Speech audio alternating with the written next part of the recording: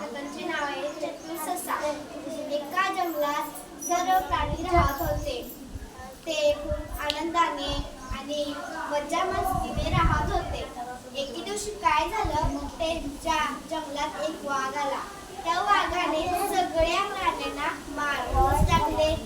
सगळ्यांना दुःख झाले व त्यातला एक हत्ती म्हातारा होता. तो हत्ती बोलला, मी आता म्हातारा झालो, माझं काय तर काम नाही. मी वाघाला सांगतो मला खावा, पण बाकी प्राण्यांना खाऊ नका. असं बोलल्यावर ससा म्हणतो, नको नको, काही नको, मी जातो आणि वाघाला गायबच करून टाकतो. पण सगळे प्राणी म्हणाले, ते कसं? व ससा म्हणतो, उद्या बघाच तुम्ही मी काय करतो. सकाळ झाली, ससा निघाला. ससा आपल्या मस्त आरामात गाजर खायला जायत होता. वाघोबाला खूप भूक लागलेली होती. वाघोबा वैतागला होता.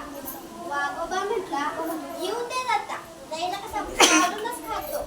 ससा आला आणि वाघोबा म्हटला, एवढा का उशीर? तर वाघोबा म्हणतो, ससा म्हणतो, मला एक तुमच्यासारखा वाघ भेटला होता त्या विहिरीपाशी आणि त्यानं मला म्हटला, मी आता तुला खाऊन टाकणार. म्हटलं नको नको, आमच्या वाघोबासनी मी जाणार आहे. मग वाघोबा म्हटला, माझ्यापेक्षा खतरनाक वाघ?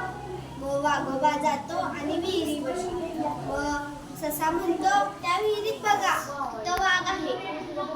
वाघ विहिरीत बघतो तर त्याचे प्रतिबिंब त्या पाण्यात दिसते. वाघ गुरगुरतो. वाघ डरकाळी फोडतो. मग ती डरकाळी त्या विहिरीतून परत येते. त्याला वाटले खरंच त्यात वाघ आहे, म्हणून तो त्यात उडी मारतो, तर काहीच नव्हते. मग तो वाघाला काय पोहायला येत नाही. मग तो मरूनच गेला. अशा प्रकारे चतुर सस्याने मस्त काम केले. सगळ्या प्राण्यांचे कौतुक केले.